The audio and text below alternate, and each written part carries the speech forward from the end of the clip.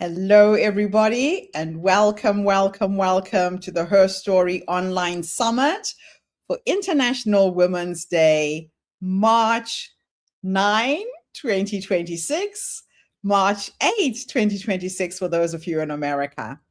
I'm your host, Gertrude Mache, based here in beautiful Melbourne, Australia. For those of you who don't know us, the HerStory Circle is a global platform that's dedicated to amplifying the voices of women from all over the world. We believe in the power of storytelling to inspire, to educate, and to connect individuals, fostering a world where every woman's story is heard and valued. Our mission is to write women's stories into history and to create opportunities for women to share their experiences, to build community, and to drive positive change. The Her Story International Women's Day Online Summit for 2026 is a virtual event celebrating the achievements of women and exploring the challenges that they face. Through inspiring speeches and panel conversations and discussions, the summit aims to empower women to rise through story, power, and possibility. This year's theme is Voices That Shape the Future. Women rising through story, power, and possibility. And it focuses on the critical role that women play in shaping the future of our world. So we're expecting thousands of women globally to watch these videos online, representing diverse backgrounds and industries. So it gives me great pleasure to bring online our first speaker for session 2. Diana, welcome. Thank you so much for having me, Gertrude. I'm so excited.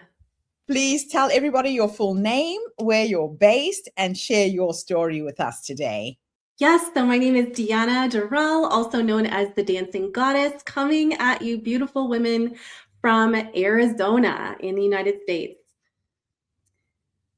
I remember the cold linoleum floor. I was lying face up in total darkness. I remember next to my elbow was a box of Eggo waffles scattered across the floor in various places. And in the background, I heard it. Tick, tock, tick, tock. This old kitchen clock. That was the night that I almost ended my life.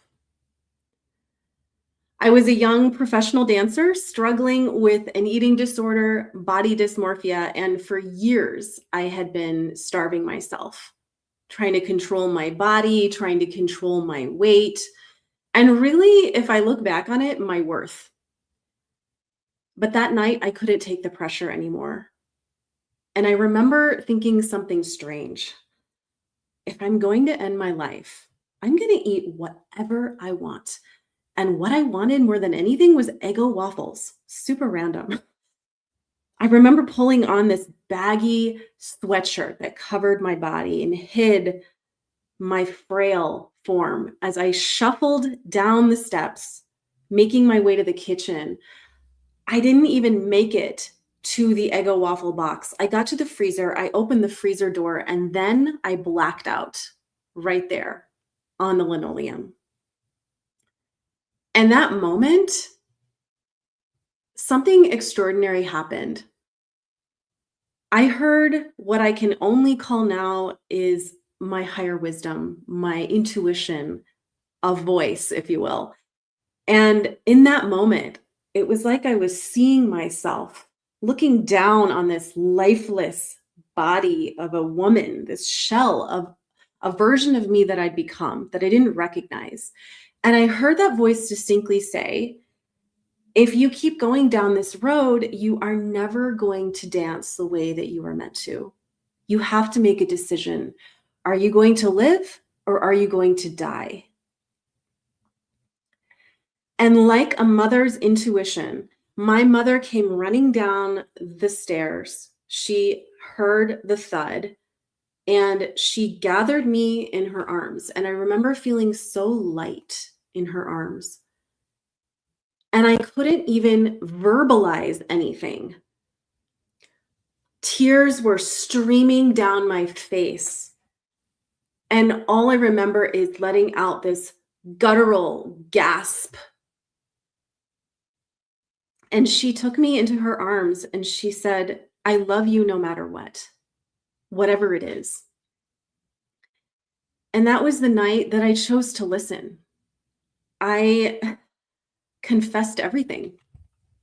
I confessed all the shame that I felt, all of the guilt, what I'd been doing to my body, the daily weigh-ins at the dance studio that I didn't tell her about, the pressure to look a certain way, the anger at my body for not being able to look like the perfect New York City ballerina, the embarrassment of my culture. I'm Venezuelan and Colombian. We have hips and a booty. But in ballet, neither of those things were celebrated. And so I thought there was something wrong with me. But she just listened. And that was the moment that I realized I was not alone. I'd been so afraid of judgment, of any kind, criticism. And so that night, knowing that the studio was closed, I said, I need help. And I remember her helping me up off the floor, making it to the old school rotary, also yellow, don't know why it was yellow, phone to dial the studio and leave a message. And my hand was shaking. And my logical mind was telling me, what are you doing? You are this close to getting everything you want. And all I said, more like croaked into the phone, was, I quit. This is Deanna. And I hung up the phone and I felt this unbelievable lightness, because that was the moment that I started listening to myself again. And I stepped away from the world of dance for a number of years and got the help that I needed. But during that time, and certainly after that night, I learned something surprising. In this world, we don't have body image problems. We have self-trust problems. Like, let's be real. Eating disorders, people pleasing, overgiving, overworking, perfectionism, like it's all symptoms of the same issue.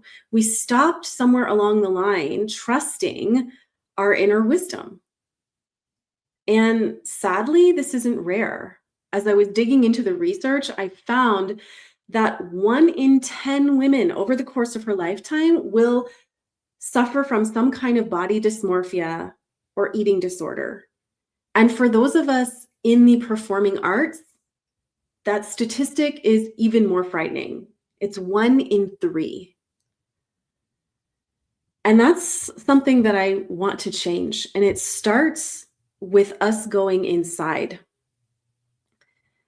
And I realized it wasn't just about the food. It wasn't just about the industry. It wasn't about the scale and what it said. It was about choosing to stop abandoning myself.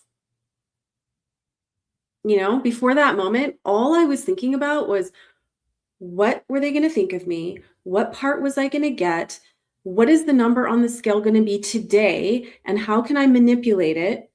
What do I not have to eat? Right? Where do I have to be quiet? Where do I have to smile and pretend like everything's fine? It was this constant external manipulation of my world. And it was saying, you know, your worth is determined by everybody but you. And healing meant learning how to retrain myself to listen to a different voice. That quiet voice that I knew was in there. That voice that frankly saved me that night and had been there all along.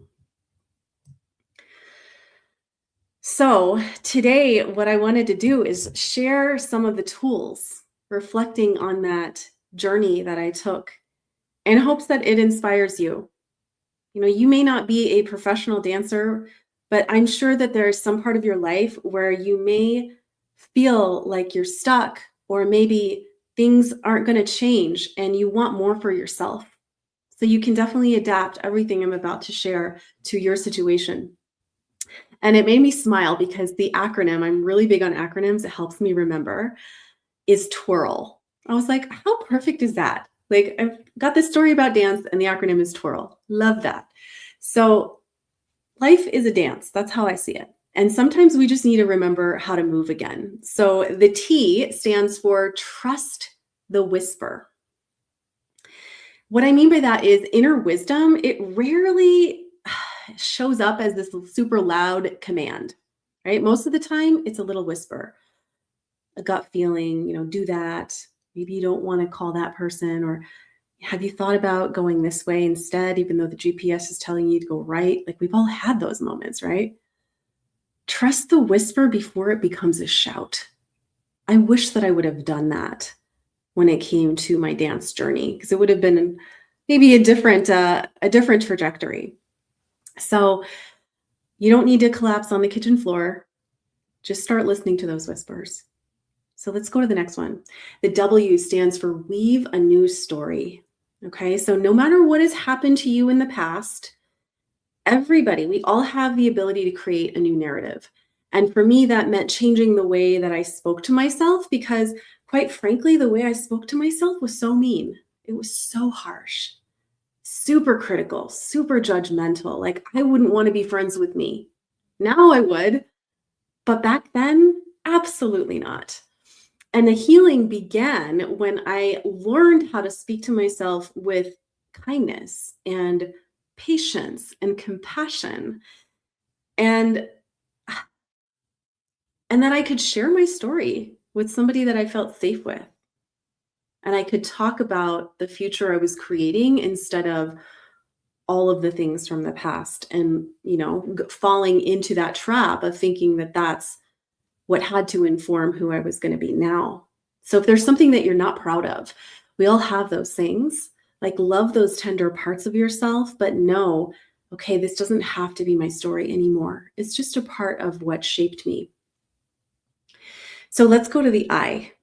The I stands for interrupt the old pattern. I'm really big on practical things that you can do to literally get back in your body. Because oftentimes when we feel blocked or stuck or critical, right, we're from the neck up, we're up here. And no good comes from up here if it's not integrated into the body. So the more that you can interrupt the old pattern when those old habits inevitably come back. Like, this is not about perfection. There was days, even after my recovery, where I would talk really mean to myself, or I would start hyper-analyzing food, or, I would freak out when I saw a scale. And instead of giving into that moment, I'd use a rubber band. That's why I'm wearing one today. And I would just flick it gently, just to bring myself back into the present moment. And in that second, right, you can remind yourself, do I really want to be thinking this? Do I really want to shape my reality from this place? Probably not. And in the beginning, I will tell you, my wrist was like red because I realized how much work I had to do.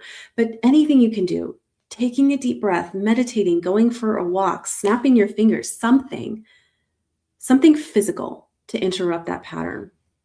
So you just name it. Oh, right now I'm feeling this. Okay. Sometimes just saying it or writing it down will help diffuse it. So let's go to the R. The R in twirl stands for reconnect to your why. Why does it matter that you transform? Why does it matter that you have a different reality? In my case, that I had a different relationship with dance, right? I had to reconnect to why I loved it, because I was doing it for all the wrong reasons. I didn't want to do it anymore for validation. I didn't want to do it anymore for applause or really anything except for the joy of moving my body and expressing myself creatively. That's what it's about in any part of our life. So for you, right, your why might be healthier relationships, better connection with your kids, right? Feeling really proud of yourself that you're sharing your gifts with the world in your career. Whatever area is feeling triggered as I'm talking, I want you to pay attention. What would the version of you that's already on the other side, like, what is she so proud of and so excited about? That's your vision. Most of us go straight to the actions, right? In my case, I needed to drop a certain amount of pounds. Okay, I'm going to restrict my eating. I'm going to do this, this, this, and this. But my bigger why was a bit warped. So start with your why, and then those moments when you find yourself sliding back, they will feel a lot easier, right? A lot shorter. And then finally, the L, right? The L stands for love yourself loudly. Do the things that bring you joy, even when they don't produce anything. You know, for me, it's walking my little dog, Bella, or making a meal with my husband, or just sitting. Like, honestly, the other day, I just laid on my office floor and looked up at the ceiling fan and just took a little brain break. And it was awesome. I was so refreshed. But so often, right, we put those at the bottom of our list instead of at the top. And if you really want to change your life, prioritizing yourself and doing the things that make you feel loved for yourself is going to just create a positive ripple effect for everybody in your life. So underneath, any struggle is the single belief, right? I'm not good enough. But here's what I realized through everything that I just shared with you is that nobody is actually watching your dance as closely as you are. Nobody cares as much as you think they do, right? And so I want to leave you with one question. And I really want you to take this in. And there may not be an immediate answer right now, and that's okay. What would happen if you trusted that voice that has been trying to guide you all along? What could change in your life right now if you listen to her? And to close, I'm going to invite you to close your eyes. And if you're in a place to do so, put your hand on your belly and one on your heart and just breathe with me. Just take one deep breath in and slow exhale.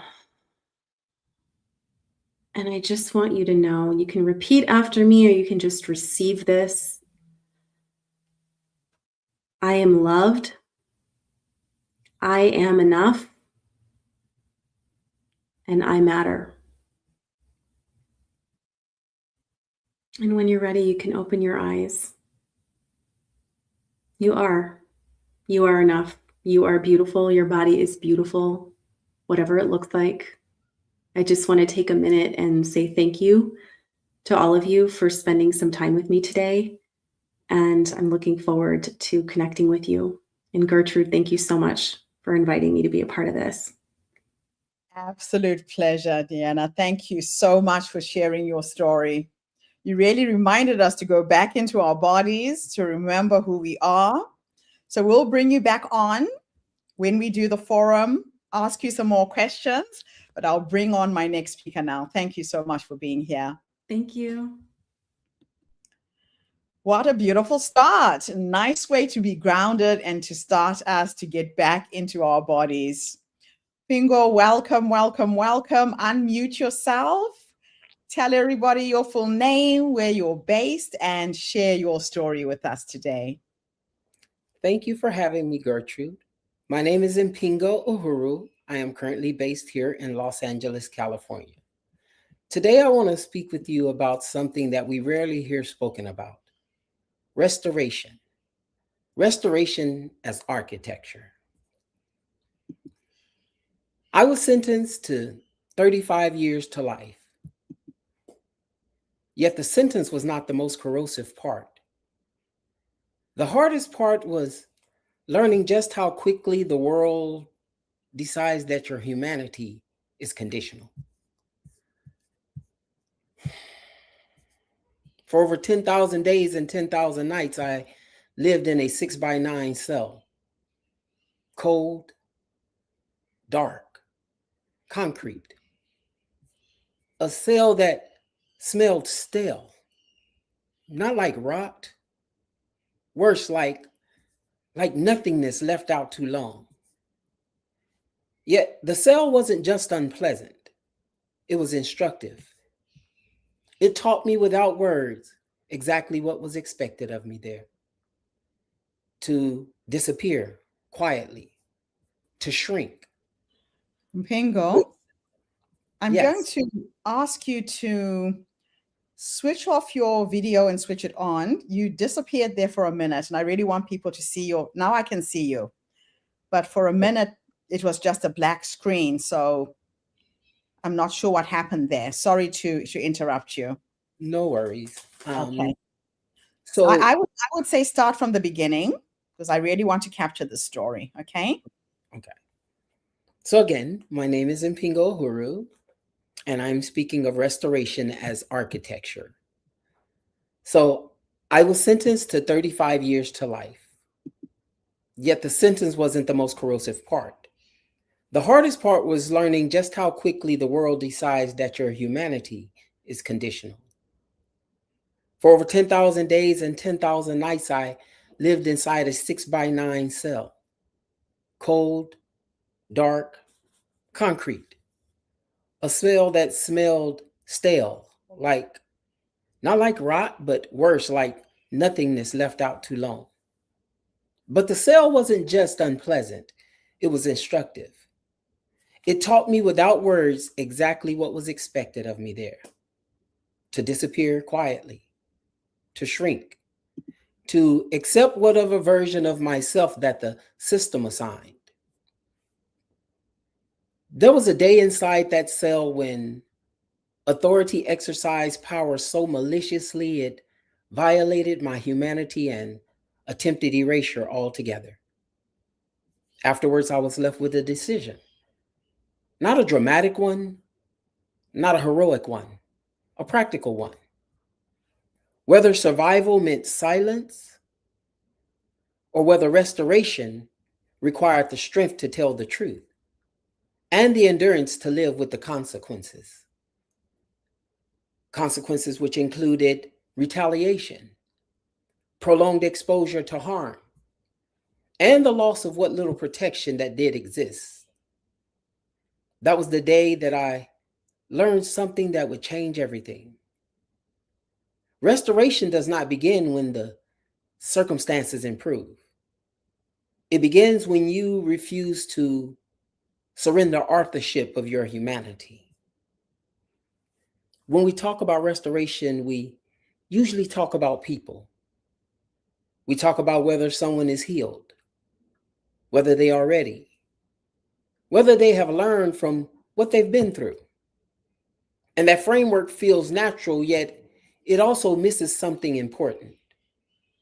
Because restoration is not primarily about who someone becomes.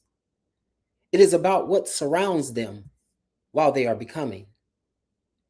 It is shaped by conditions, time, safety, stability, and access, rather than willpower or intent. I noticed this because I lived in a system where restoration was optional. Optional not because it was impractical, but because it was discretionary. It was controlled by authority rather than designed into the structure.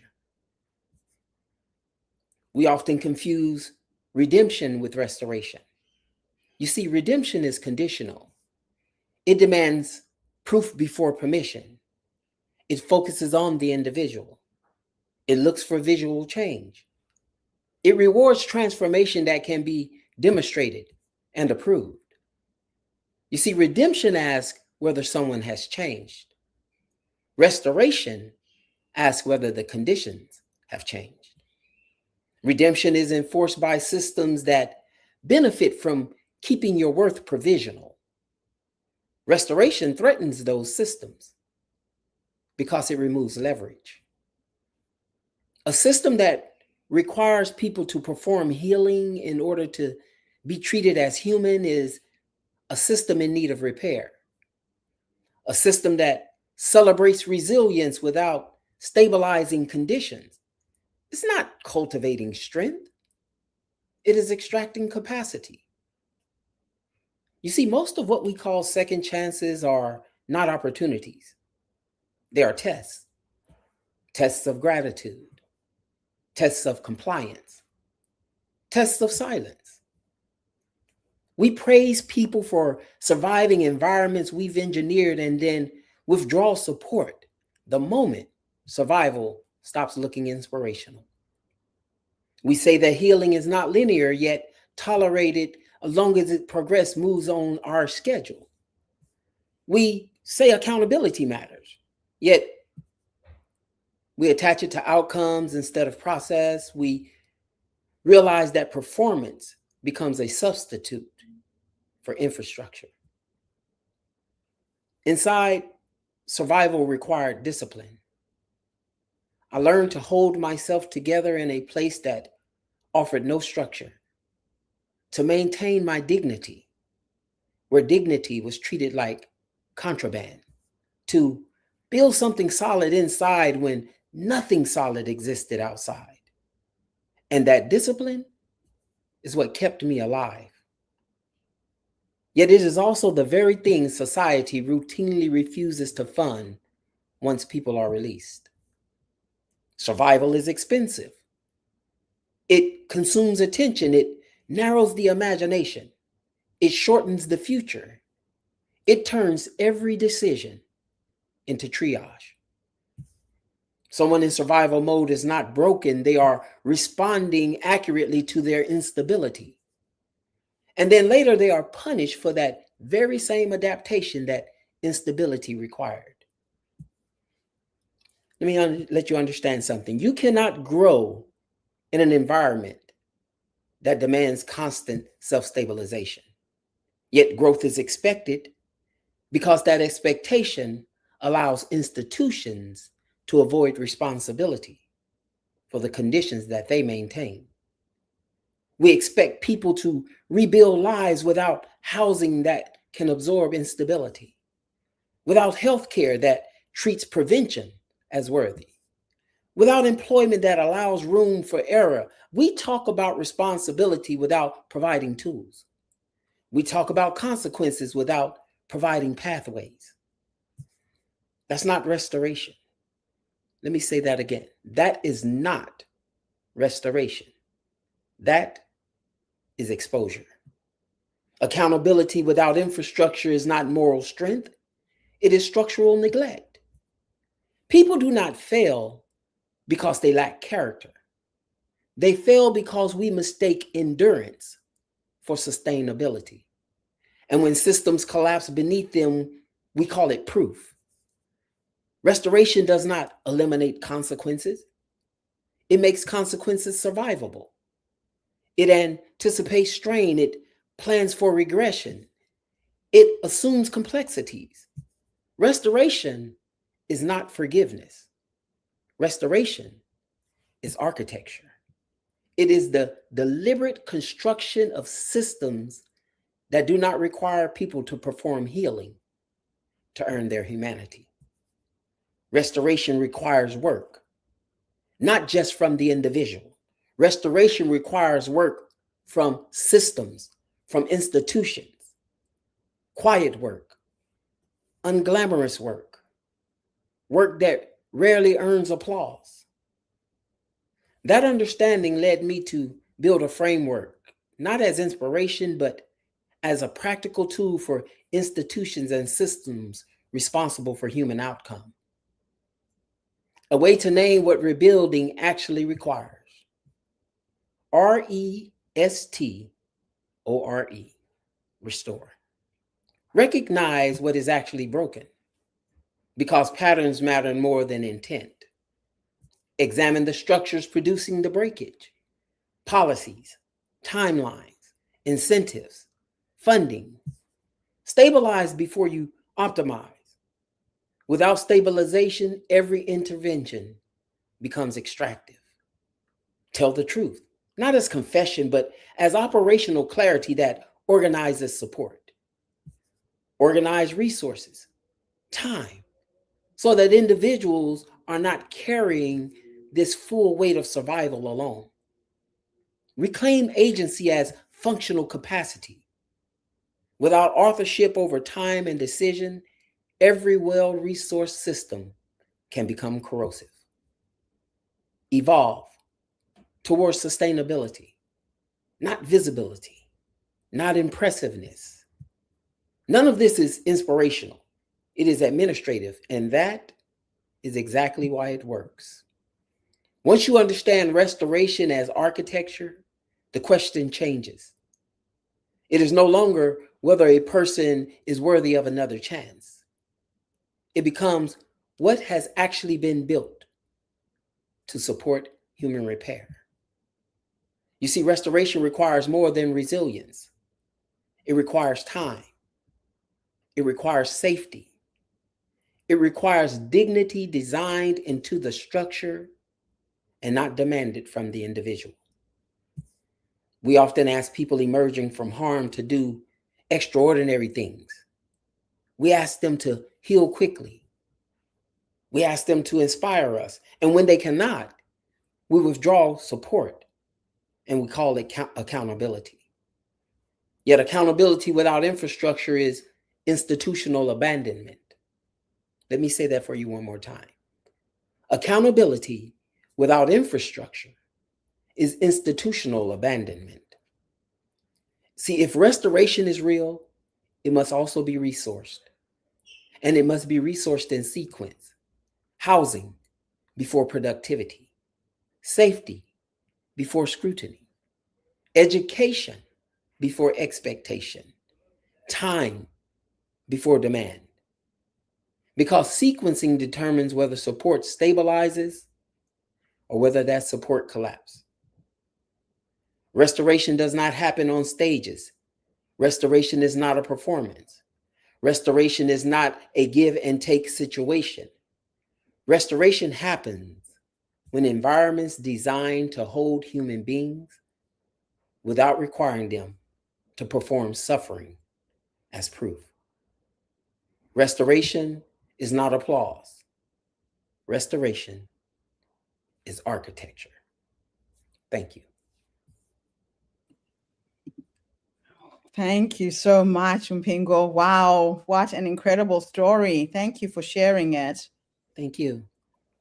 Oh, unfortunately, your camera kept freezing. I didn't want to interrupt you. We could hear you clearly. So Okay. My apologies for that, but you were in flow. I didn't want to come in and cut you off. But thank you for sharing this incredible story. Thank you. Thank you. So we're going to bring on our last speaker for this session, and then we will do a Q&A afterwards, okay? I'll bring you back on when we're ready. Thank you. Hello, hello. Hello. Hi, Gertrude. How are you? Wonderful to see you and wonderful to have you here. Please tell everybody your full name, where you're based, and share your story with us today. Sure, I'd be happy to. Hi, my name is Christy Nordmeyer. I'm based in the middle of the USA, right in Kansas City, Missouri. And today I would love to tell you about how 2 years ago, Monday and Friday night would change my life. I've been feeling kind of a bit run down, but I was recovering from a little sinus infection, so it was to be expected. The night must go on, right? So I told my husband I was going to run a thank you note to the neighbor and to pick somewhere that we could go for dinner afterwards. Somehow it took every ounce of energy I had to walk back across the street, by which time this neighbor had already phoned my husband. He was a retired doctor and encouraged him to take me to the ER. Now, not being one for dramatics or hysterics, I finally relented and I said, why don't we swing by emergency on the way to dinner? I'll get checked right out and then we'll be on our merry way. Spoiler alert, I never got dinner that night. Instead, I got a ride right to the ICU. Now, mind you, I had never considered myself a quote unquote sick person. Ambitious, absolutely. Driven, successful, healthy, triple check. In fact, just days before this, I would have described myself as a Pilates practicing, gym mastering, social seeking, people pleasing, business launching, piano playing, dinner cooking, house cleaning, weekly outing, travel savvy, truly happy camper. I prided myself in productivity. I wore accomplishments like badges of honor, and I defined myself in my work.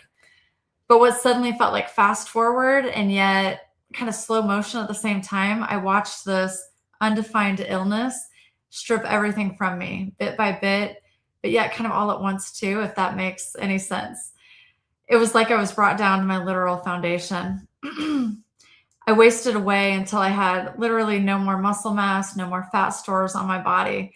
My blood pressure kept plummeting every time I stood up, so I couldn't stand for more than a minute or two at a time. I couldn't even sit up normally, and I would spend like 95% of my time just in a laying down position because that was the only way I felt comfortable. And, it may sound like a reprieve to the overly exhausted, but now I couldn't even work, which is something I've been doing since I was 12. I couldn't drive. I couldn't just grab a bite with friends. I couldn't even muster the mental energy it took to follow anything on TV, much less read a book. So I mean it when I say I was stuck. In fact, I found out later that my friends and family were all kind of talking behind the scenes, that saying, they would assume I might not even make it out of this. So it was one of those things where I once used to knock out a to-do list like it was my full-time job. It now took me 3 days to summon the energy to do a load of laundry, to change the litter box, and to empty the dishwasher. Something that should have taken me an hour max now took literally 3 whole days. And most of the time I'd spend day after dreadful day sprawled out on my guest room bed.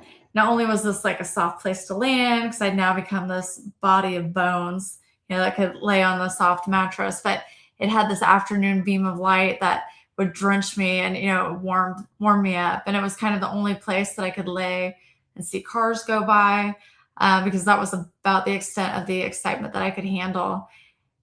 Unfortunately, we live on a very quiet cul-de-sac, so you can only imagine the traffic numbers I was anticipating there. There's no phone, no TV, no work, just pure and deafening silence. Days in that guest room turned into weeks. Spring gave way to summer, and I kept praying that some doctor, some way, would figure out what was wrong, hoping that my heart and my blood pressure would hold me through another night, wondering if I even really still cared about that or not. All the things I'd once taken for granted suddenly came to light, and I'm fantasizing about this easy trail ride on my new bike. I could see it out the window, and I yearned to hit the open road and drive off into the sunset, maybe go to a greasy spoon with some great friends and questionable food. I told myself then and there that if I got these simple pleasures back, or I could have access to those, I'd never take them for granted again. It was a few days after that I was back in the doctor's office yet again, begging to exhaust another option as to what might be wrong with me. And as I'm explaining this to my mom and also newly appointed chauffeur, that as soon as I got better, I'd start weaning off the medication, the doctor cut me off and he figuratively punched me in the gut with 11 sharply pointed words. He said, "Just get used to the meds. This is your new normal." Now, mind you, I had not even taken more than Advil for the last 5 years since then. So all of a sudden being piled with different medications, different modalities, being told I was going to have to wear compression leggings, the rest of my life. I couldn't get used to that. And so you guys, I don't know what happened, but these 2 seemingly innocuous sentences just made me feel some kind of way. It lit a fire I didn't even realize I've been brewing all this time. And suddenly in that moment, or at least shortly thereafter, I stopped feeling sorry for myself. And I suddenly felt like this sense of kind of a disappointment. It was though I'd been granted this rare and yet all too realistic glimpse of myself on my deathbed that was now disguised as the guest bed, right? I realized how long I'd been playing small. I'd been going through the motions, taking it all for granted. I was literally sleepwalking through my life and ultimately allowing someone else to hold the pen that was writing my story. So now picture it. Picture you're writing a book and you're taking yourself out of the story, and say you're writing for a character. How you would do that is completely different than what we do for ourselves. You wouldn't write a book and say, oh, today was the 147th day in a row that she was just sad, doom scrolling in her iPhone. That would never make a compelling story, and certainly not one that would sell. So why are we letting ourselves live that? It occurred to me I was allowing these doctors to write my script based on what they knew and what they had anticipated from years of their work, but they didn't know me. I knew myself better than any of those doctors. And I wasn't about them to let them dictate either my happy or sad ending, whatever it may be. So, it's easy for us to say, like, our hands are tied. We've just been dealt a bad hand. And that way we can free ourselves from the fault. We comfort ourselves with the thought that there's nothing that could have been done. We did the best we can. Now it's in the expert's hands. But look, there's so much power in owning and writing your story. No longer do you have to sit idly by on pins and needles, waiting to see what life deals you so that you can deal with it. Instead of letting life happen to you, you can happen to life. However, it's been said that people don't change unless the pain of staying the same becomes greater than the pain of change. But why? I mean, why are we waiting for something bad to happen so that we can deal with it? Why are we playing that best supporting role in our own story? Where is all of our main character energy? And that's what I started asking myself. But I feel like it's because we've been taught to live reactively. We've been waiting for someone or something to occur. That way we can assess the damage and then we can deal with it the best that we know how. But what if we flip the entire script? What if we opted to live proactively instead of reactively, to design a life that we love, to manifest everything we desire? There's this acronym that I've been using for a long time that I've always loved, and I call it the SPEC acronym. But I tell people, spec it, select it, project it, expect it, and collect it. So 1 year, and that's exactly what I did. And 1 year to the day that I landed in the ICU, I launched a new business. Turns out I had a lot of downtime to evaluate what it is I wanted to do and exactly how I wanted to do it. It's my passion project that finally came to fruition. And it was using all those days of darkness to find and finally appreciate the light. It's something I don't think I would have ever brought, or at least not for a longer time, had I not been through this most traumatic yet transformative year of my life. I didn't even realize it was my launch day until I saw this memory pop up about having been hospitalized exactly 1 year before. And I think it's because I was too busy writing my story. It was my way of turning my tragedy into my transformation. It's declaring triumph, rightfully reclaiming my original and authentic narrative. When I took matters back into my own hands, I took my pen back, and I'm choosing how to write the next chapter. So I ask you, before your body forces you to reevaluate everything you thought you knew and don't have to learn it the hard way, are you writing your life or just reacting to it? I truly hope it doesn't take almost losing your life to make you run with wild abandon towards your wildest dreams. And and I hope you never forget not to let someone else give them the power of holding your pen. Thank you so much. Wow. That is a crazy story, Chrissy. Thank you so much for sharing it. Of course. Thank you for having me. I'm so glad you're here. I'm so glad you bounced back and you took charge of your destiny, literally. Wow. Okay, so I'm going to bring you all back online. Thank you so much, ladies. Today has been an interesting day. We've had a few challenges. Technology is not playing the way it should. But don't worry, this video footage is being captured both on YouTube and LinkedIn, and I will make sure that we get the video content to all of you. Now, Mpingo, if I see that you're going to freeze again, I will let you know.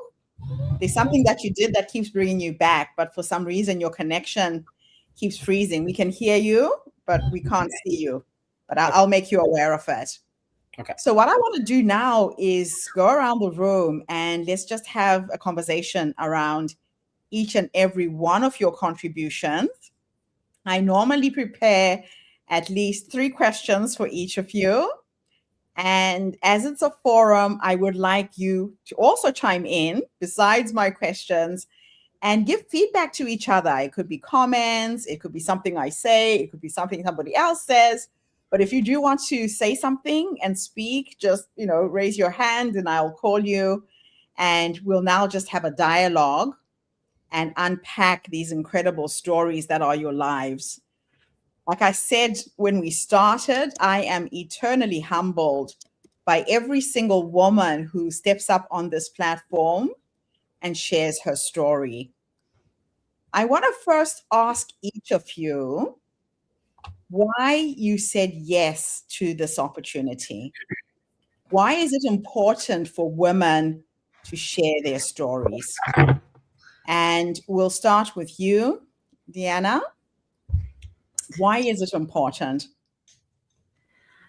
Because I feel like as women, we tend to contain a lot. We tend to be everything for everybody.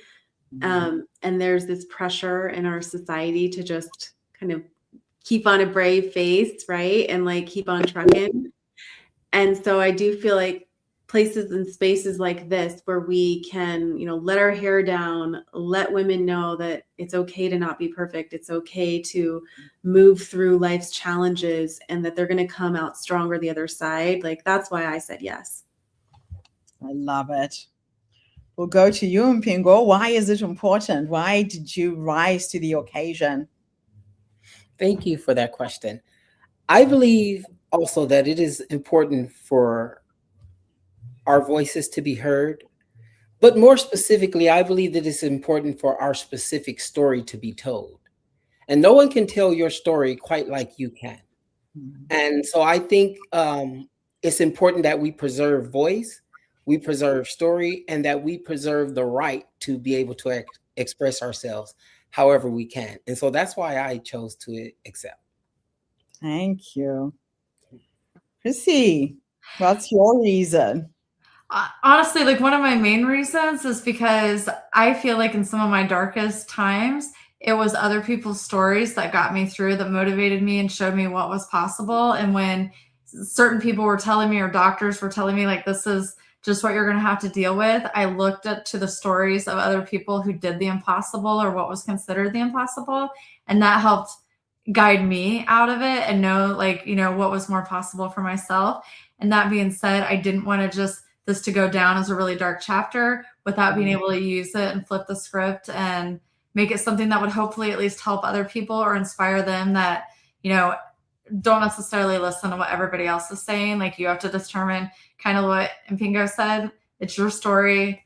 Everything is yours uniquely. And so don't let anybody else write that or tell it. I love that. Thanks. Now we'll go back to you, Deanna.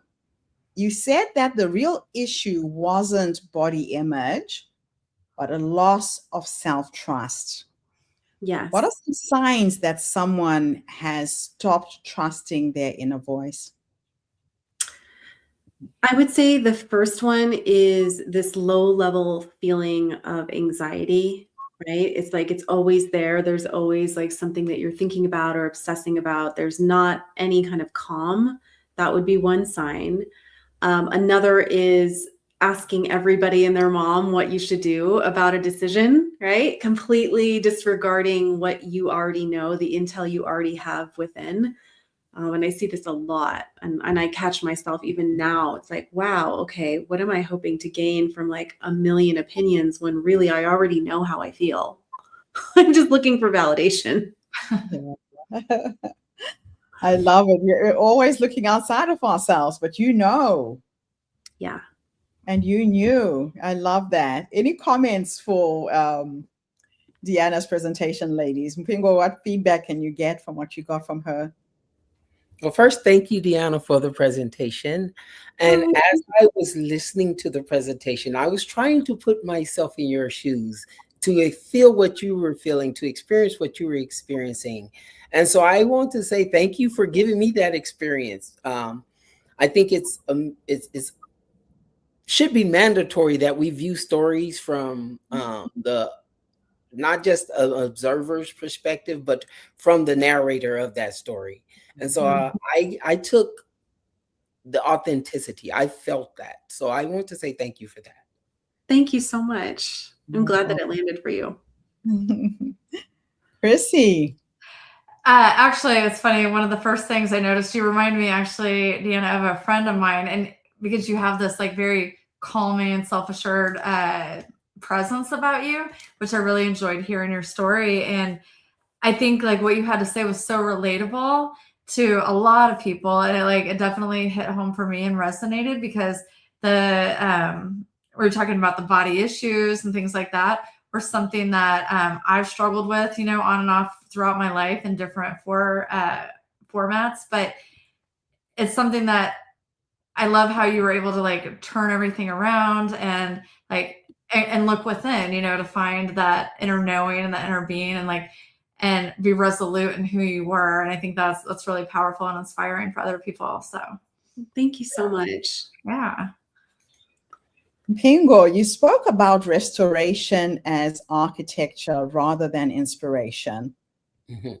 What would a truly restorative system look like in practice for people leaving incarceration? A true restorative framework would begin with dignity designed into the structure. And when I say dignity designed into the structure, I mean people should not have to perform healing in order to obtain access to funding, obtain access to housing, obtain access to employment. And with the United States being one of the most incarcerative states Mm. in this world, we incarcerate more people than almost any other country within the world. And so when these people are being released, when we are being released, and I don't want to say these people as if in distance, I want to say these people in the way that the structure is designed. Once we are released, we're released back into society, and we're saying, prove that you're healed, prove that you have been rehabilitated, prove that you are able to move forward in a positive aspect without any structure being there. And when I say without any structure being there, there's no framework for housing. There's no framework that gives room for employment or give room for healthcare, give room for education, especially for individuals who have done massive amount of time. For example, I said in my piece that I spent over 10,000 days and 10,000 nights inside a single cell without access to education, without access to proper health care, without access to basic human decencies that everyone else is afforded. So when we release massive people back into society, we can't expect them to perform healing when there has been no structure for healing to be performed. Oh man, that is a challenge. Now, for you, Christy, you talked about illness, identity, and rewriting your story. When your illness stripped away your work, your productivity, and routine, what helped you rediscover who you were beyond your achievements?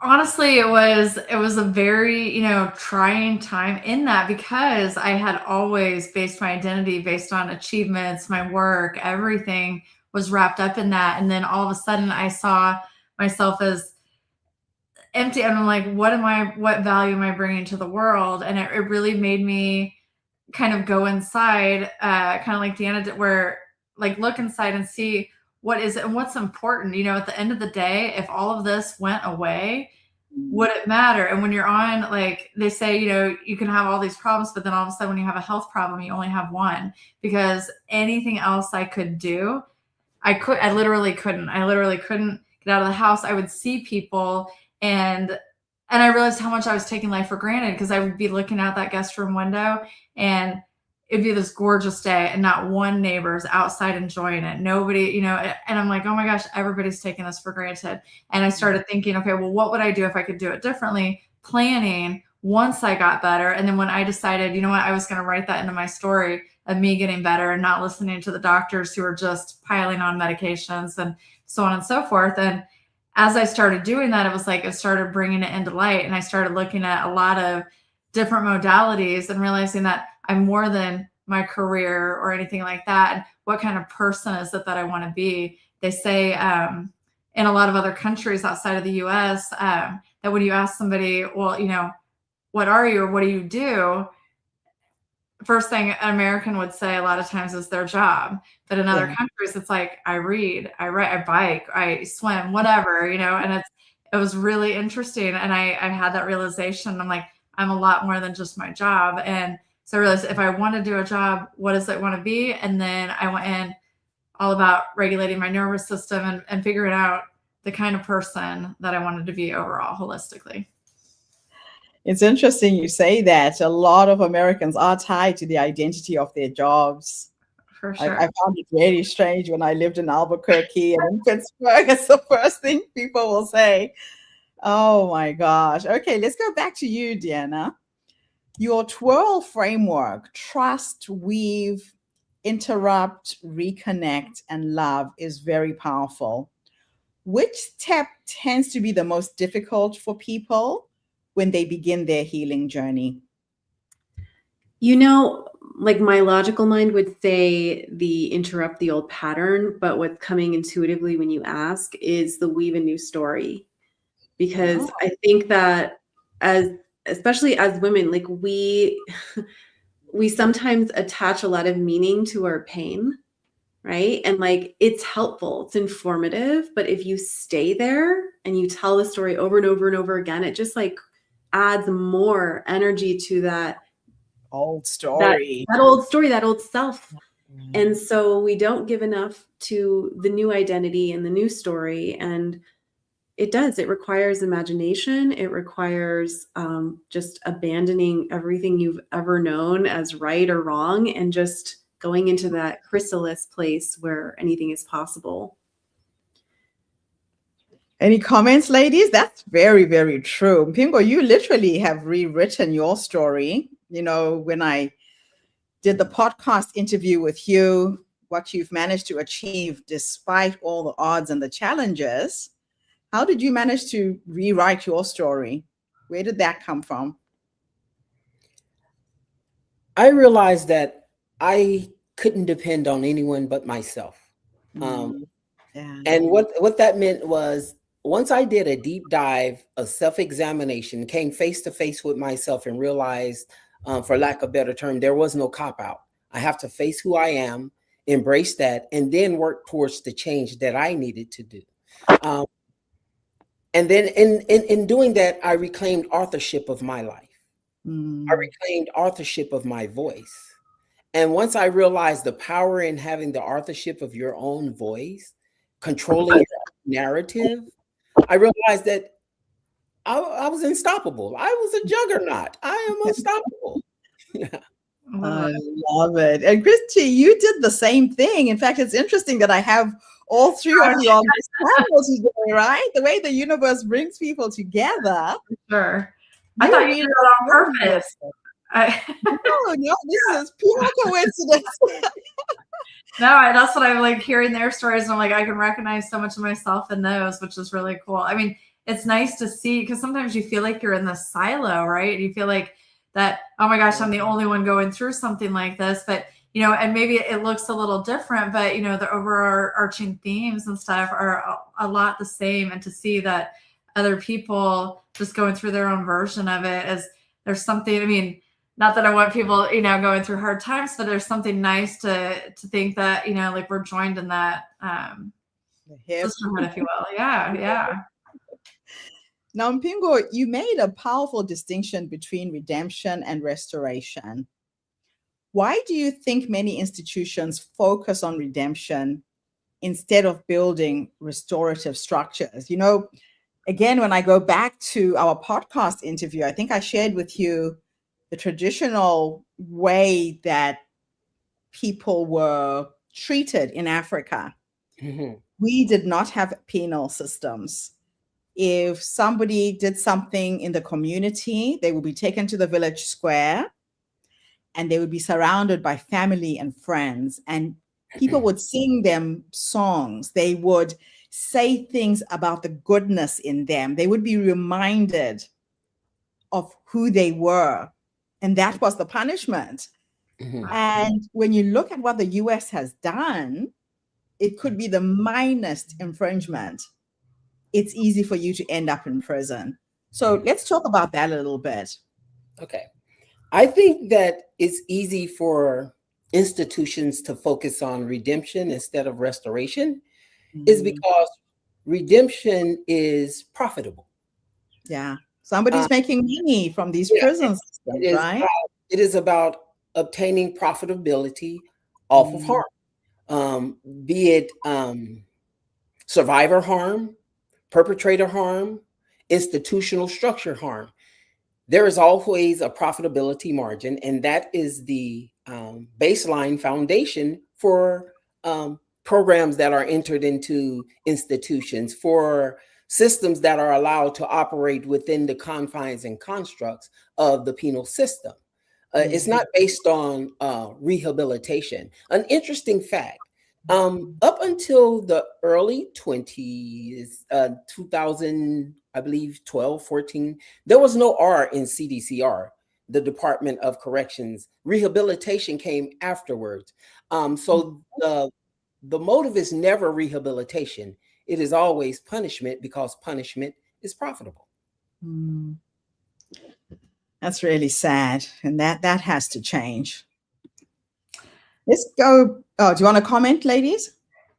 No, actually, yeah, it was interesting because that you said that. I've always been fascinated by the prison system. I used to be a psychology major, but I had a friend who had worked for the Department of Corrections, and it was interesting that he would always say there were so many reoffenders because they got so used to that life, and nobody ever taught them how to live functionally outside of it. And at least, as they would say, they would get 3 hots on a cot if you went back, and so at least you knew you were guaranteed some sort of safety there. And I just think that's such a disservice to our society. I'm not, using that time to educate and rehabilitate, like you said, should be like the critical factor.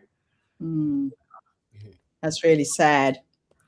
Now, let's go to you, Christy. You talked about the idea of writing your own story instead of letting others hold the pen. What does that look like in practical terms for someone who feels stuck in life? So it's funny. I was just talking to someone the other day and about how we have a tendency in our society to ask permission, right? You ask permission for things, and I'm definitely one that is like beg forgiveness instead of ask permission, and I feel like, what is it? There's a quote too that says, well-behaved women rarely make history, but no, I think it's one of those things where we've all been stuck. We've all felt that at some point. And so I always say, take the 40,000 foot view, right? Of course, I love travel, but it's like, look way in advance and say, where do I want my life? What do I want it to look like? Instead of like, we get stuck in the, like, we're just taking one foot in front of the other, putting one foot in front of the other.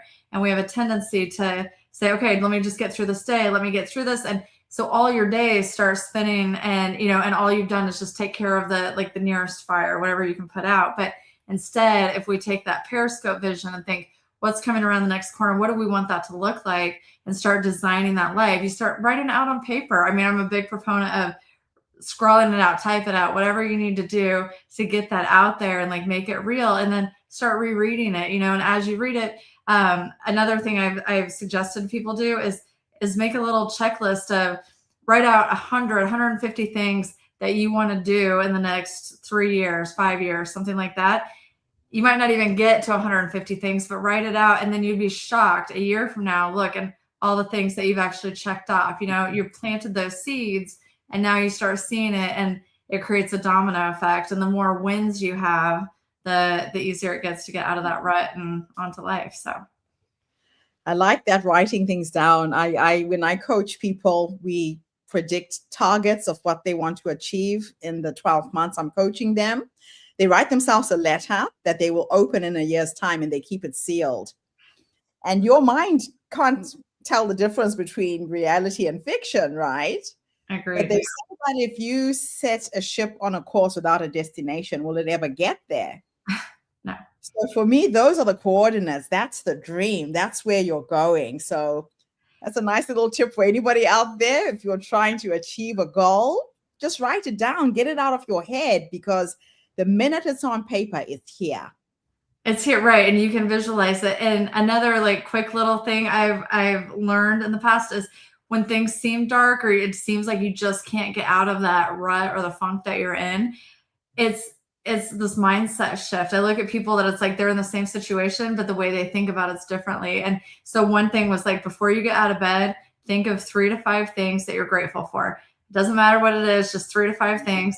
And then as you go through the day and you start getting the hang of it, you know that tomorrow you're going to have to come up with 3 or 5 more things. And so now you start seeing your day and you start seeing the positive things in it. And that's what you focus on as opposed to the negative things. And now then you want more positive, right? And it starts building momentum there too. So. And Deanna touched on that as well, because that's when you break the cycle of retelling the old story. Yes, yes. Focus on what you already have that you are happy and grateful for. Yeah, I do that every morning. I bring myself to tears every morning deliberately. And I think, oh my gosh, I open my eyes, I can see. My heart has been beating all night. It's working. It's pumping blood and nutrients into my body.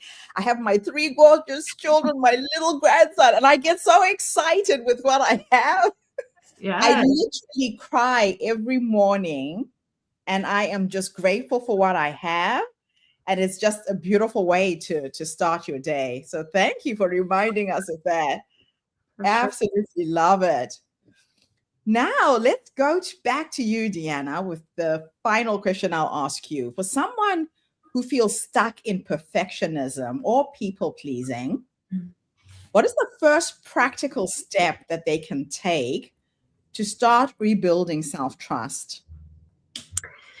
So one of the things that I love to play with is this idea of an alter ego.